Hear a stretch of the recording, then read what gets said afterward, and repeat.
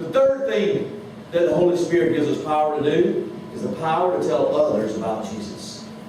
Many of us are afraid to tell others about Jesus. We're afraid that people won't listen to us. We're afraid people might laugh at us if we tell about Jesus. Maybe we're afraid that we just won't do a good job. And so we choose not to tell others about God's Son, Jesus.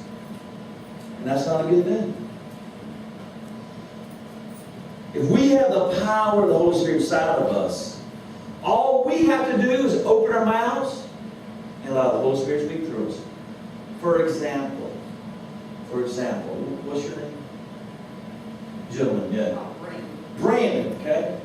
Let's say I don't know Brandon, okay? And let's say I'm walking through the park one day. Brandon's sitting over here on a bench. And I'm walking through and God tells me, Earl, go over and talk to that guy. Okay? Brandon's sitting over there. I'm like, God, I don't know him. No, I want you to go talk to him. He needs to know about him. There's some stuff going on in his life, and I need you to go talk to him about it. I don't know him. What am I supposed to say to him? All I have to do is be obedient and do what God says. So I'll go over to Brandon, and I walk over and I start talking to Brandon. We get up a conversation, and I find out some things may be happening in his life. And all I do is just open my mouth and I allow the Holy Spirit to speak through me. And the Holy Spirit knows what's going on in Brandon's life. And so he starts giving me the words to say to Brandon. And then I'm able to share Jesus Christ with him. And hopefully, maybe he gives his life over to Jesus. You see, that's what I'm talking about. The Holy Spirit, all you have to do, you have to be obedient. Allow the Holy Spirit to do it. If God tells you to go do something, you go do it. And let the Holy Spirit speak through you. Because if God calls you to do something, He's going to give you the power to do it. Okay? Always remember that. He'll always give you the power to do it. No matter what it is. Well, there was a man in the Bible that was afraid to tell people about Jesus. Yeah.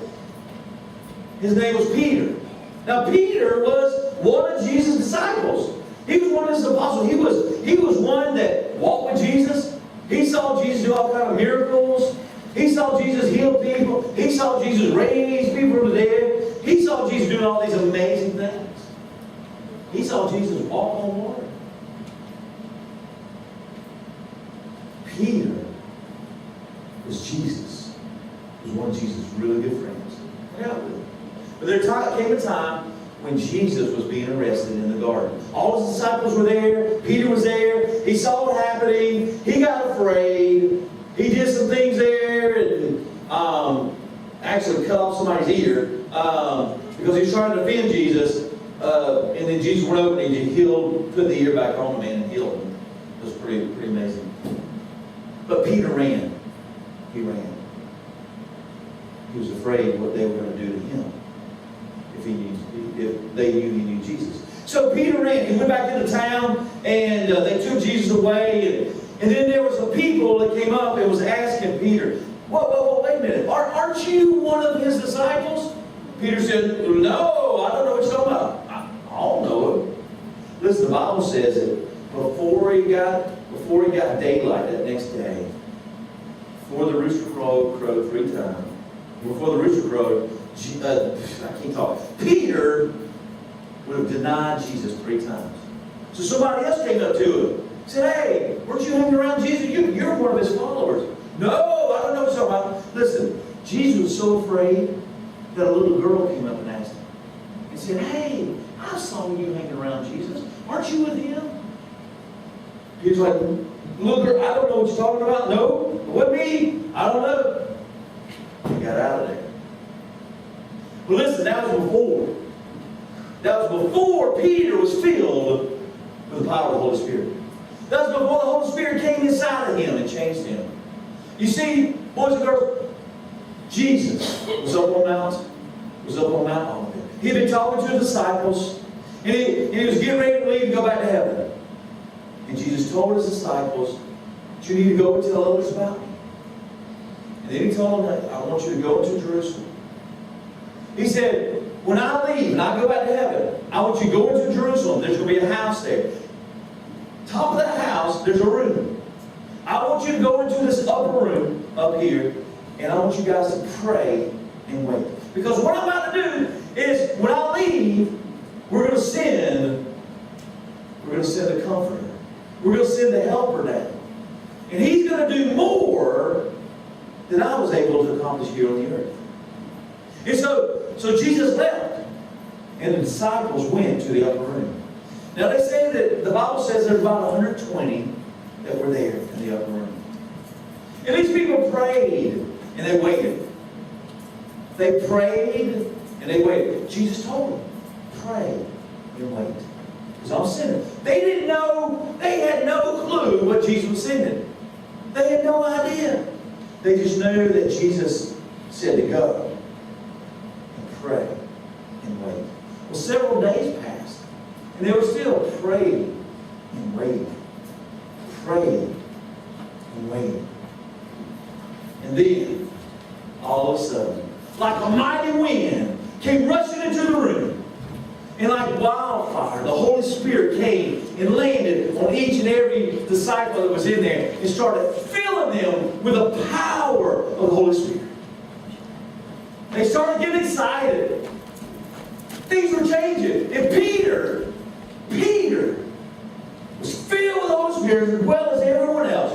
And Peter, the one that was afraid to tell people about Jesus, they knew Jesus, walked outside. And outside there's a festival going on there in Jerusalem. There were thousands and thousands of people. Peter got up high, somewhere where he could speak out among the people. And he started preaching and telling about Jesus.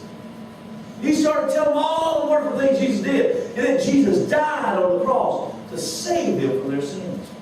And boys and girls, that day, 3,000 people, 3,000 received Jesus. They asked Jesus to forgive them from their sins on that day. Now let me tell you what happened to me. When I was about 12 years old, I was sitting in vacation Bible school just like you guys. Now I was about the third row back, about to sit back over there, and the pastor was up talking about Jesus. And he gave an invitation. He said, if you have never asked Jesus to forgive you, and you want to do that, I want to ask you to come up here, and we're going to pray, and we're going to ask Jesus to forgive us. I jumped up out of my seat. I was 12 years old. Came on down here. I prayed at 12 years old with a pastor. And I asked Jesus to forgive me and come home. And that's what he did. Well, I became a teenager after that. And I started, I'd asked Jesus to forgive me. I was a Christian. But I started doing some things I shouldn't be doing. I started hanging around people I shouldn't have been hanging around with. And I started using bad language. And I started doing things that I knew I shouldn't. And when I stopped, I realized that God, the Holy Spirit started talking to me and said, you need to turn back to God. And so I asked Jesus to forgive me. I repented. I asked Jesus to forgive me. I started walking with God again and started having a relationship. And then later, I would start sinning again. And I started doing things I shouldn't be doing. And I would do things that hurt people and do things that hurt me. Then I'll stop and realize, what am I doing? And I asked Jesus to forgive me. And I would go back and I started looking for Jesus. Then I'll stop and I'll start sinning again. And then I'll repent of that and I'll go back. I called it a roller coaster life.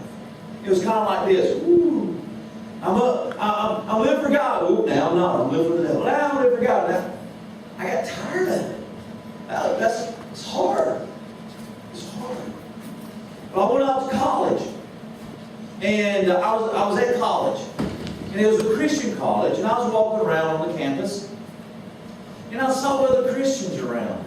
But these Christians, they were different. They were different from me. These Christians, some of them were even glowing. They were so different. They looked totally different. They were people that were not sinning all the time. They weren't doing like this. They were going and continuing to walk with God. And you could see it in them. You could feel it all around them. That the power of the Holy Spirit was working through them. And it was amazing. I was like, God, I want that. I want to be like that. That's what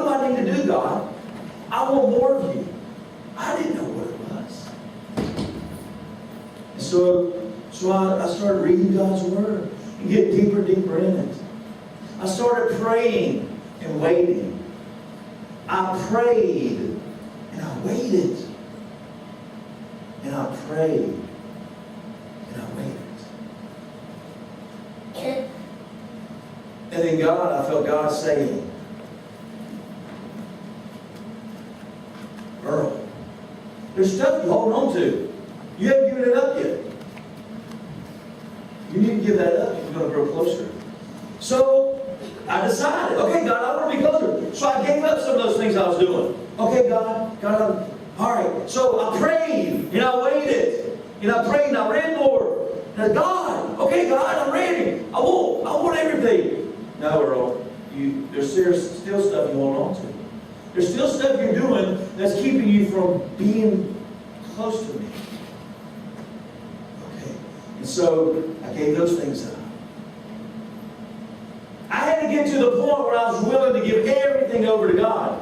Give my whole life and everything over. Not just part of me. I had to give everything over. I even got to the point where I told God, I said, God, I'm ready to go to Africa. I'm ready to go to the deep, dark parts of Africa, wherever that is. And I'll do it. Well, I continued praying and waiting. And I was at this Christian concert. When I was at this concert, I just started raising my hands up. And I started praising God. And I was there and I was like, God, I want all of you. I want everything. Please send your Holy Spirit to fill me. When I was at that concert, the Holy Spirit came to me. He came. Boys and girls, this is what I'm about to tell you. It does not happen to everybody. This experience, way I was feeling the Holy Spirit. The Holy Spirit started working in my toes. Started feeling this tingling in my toes. It started working its way up my legs. I felt the tingling happening. Tingling started coming on up. Tingling was coming up in my body, all the way up. I felt it in my neck, in my throat. I felt this tingling. And all I knew what to do was open my mouth. When I opened my mouth, this sound came out. Woo! Yeah. What just happened, boys and girls? I had got to the point where I gave everything over. And the Holy Spirit came in and He started cleaning me out of everything. All the dark, yucky sins, all the things that I was holding on to, everything like this. He cleansed me out. And I released them and He filled me. And I've never been the same since. Boys and girls, what I'm trying to let you know is you can receive Christ in your life. And you can walk with Christ. But there's another step you can take. And that's giving everything over to God. And invite the Holy Spirit to come in, fill you, and change you forever. So this is what I'm going to do. I want to ask you guys to close your eyes. I want to play some music right now. And I just want you to think. The things that I'm talking about. Being filled with the power of the Holy Spirit.